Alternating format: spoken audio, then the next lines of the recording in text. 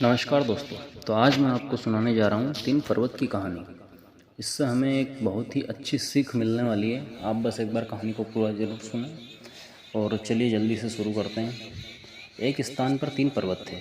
उन पर्वत के एक साथ लगी हुई एक बड़ी बड़ी खाई थी, जिसके कारण कोई उस तरफ नहीं जा पाता था। एक बार देवताओं का उस ओर आना हुआ। उन्होंने पहाड़ों से कहा, हमें इस क्षेत्र का नामकरण करना है। तुम में से किसी एक के नाम पर नामकरण किया जाएगा। हम तुम तीनों की एक एक इच्छा पूरी कर सकते हैं। 1 वर्ष बाद जिस पर्वत का सर्वाधिक विकास होगा, उसके नाम से इस क्षेत्र का नामकरण होगा। पहले पर्वत ने वरदान मांगा, मैं सबसे ऊंचा हो जाऊं ताकि दूर दूर तक दिखाई दूं।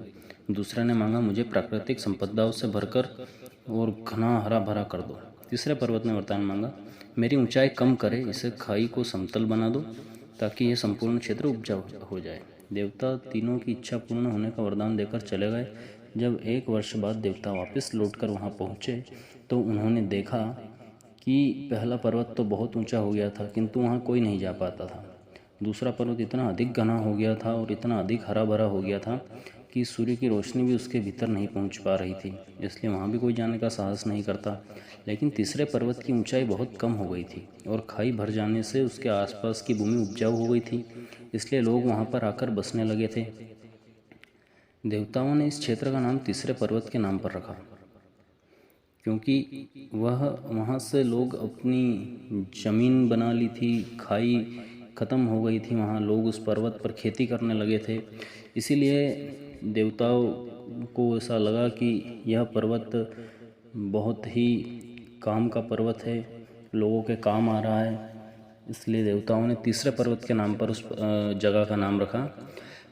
तो इस कथा से हमें क्या सुनना है, क्या मिला? मतलब ये जो हमने कहानी अभी सुनाई, यह कोई ऐसा ही नहीं कि टाइम पास के लिए सुनाई।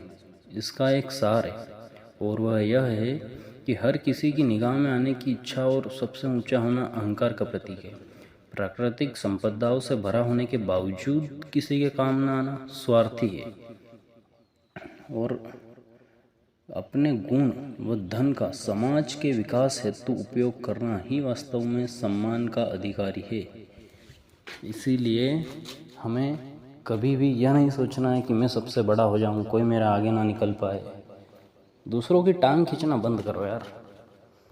तो चलो, उम्मीद है इस कहानी से आप कुछ सीखे होंगे। धन्यवाद।